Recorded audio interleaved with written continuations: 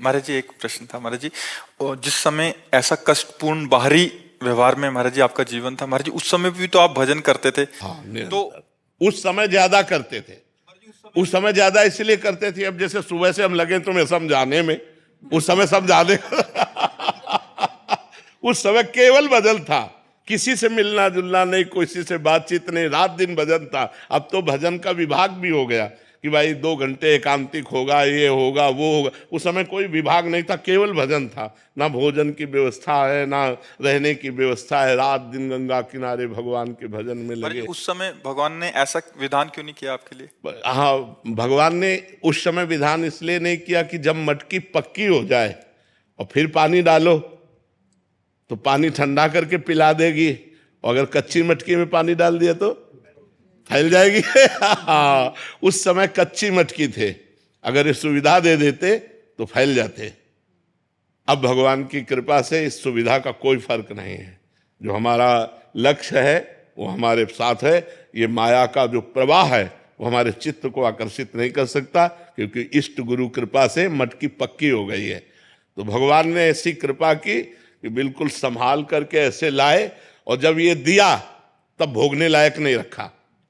देखो कितने चतुर खिलाड़ी हैं। जब हम खाने लायक थे, जब हम भोगने लायक थे, तब भोग नहीं दिया, और जब भोग दिया तो भोगने लायक नहीं रखा।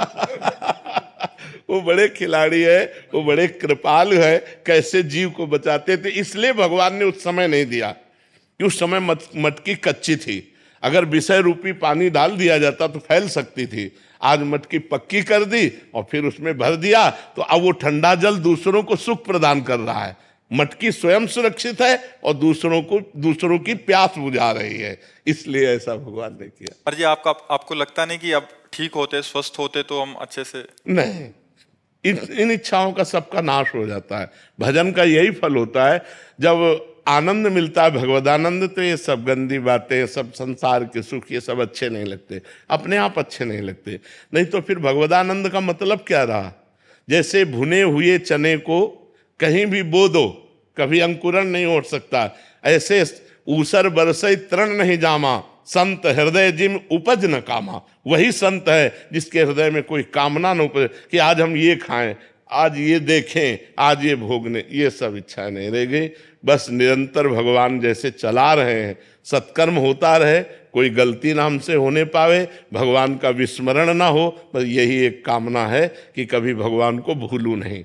बिसरी हो ना बिसारी हो, यही दान मोहि देव, श्री हरिवंश के लाडिले मोहि अपनी कर लियो। मैं आपको न भूलूं और प्रभु आप मुझे न भूले, मैं आपका दास हूं। बस इतनी बात है, और कोई इच्छा नहीं रह गई। महाराज जी जैसे आपने बोला कि कोई गलती ना हो, तो अभी भी थोड़ा भय रहता है कि कोई हाँ, गलती? भय रहता है, अब भी भय रहता है। ये तो मरने तक रहेगा। एक वैश्या थी, तो एक संत भिक्षा मांग के निकलते थे, तो उसने मनोरंजन में कहा कि बाबा तुम्हारी दाढ़ी पवित्र कि मेरे बकरे की दाढ़ी पवित्र? वो कुछ नहीं बोले। 2 साल बाद जब उस मरण सैया पर लेटे हुए थे, बोले उस वैश्या को बुलाओ। बुलाया, कहा बेटा मेरी दाढ़ी अच्छी। तो बोले बाबा ये बात उस समय क्यों नहीं कही? बोले इसलिए नहीं कही कि कभी कुछ हो सकता है। आज मैं मरने जा रहा हूं, अब कुछ नहीं हो सकता, इसलिए दाढ़ी मेरी पवित्र है।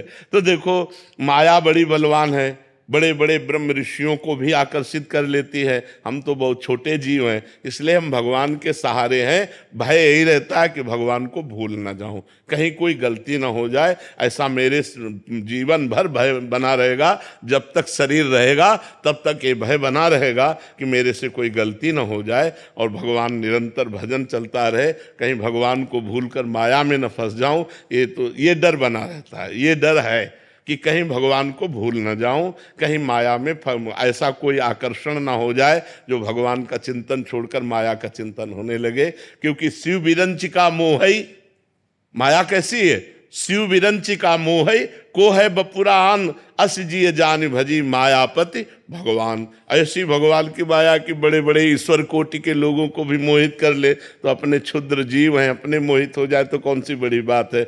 बड़े बड़े ब्रह्म ऋषियों को नचनी नाच नचा दिया। जो माया सब जगह ही नचावा, जासु चरित लख काहू न पावा। तो उस माया के आगे हम ताल ठोक दें, ऐसी बात नहीं। हमको डरना पड़ेगा कि भगवान आपकी कृपा से आपकी माया कभी हमको आकर्षित न करे और हम आपके भजन करते हुए शरीर पूरा हो जाए, ये डर रहता है कि कहीं वृंदावन न छूट जाए। अब कहते वृंदावन कैसे छूट जाए? मान लो ऐसी कोई भयंकर पीड़ा हुई, बोले चलो बंबई ले चलो, यहाँ तो अस्पताल है नहीं।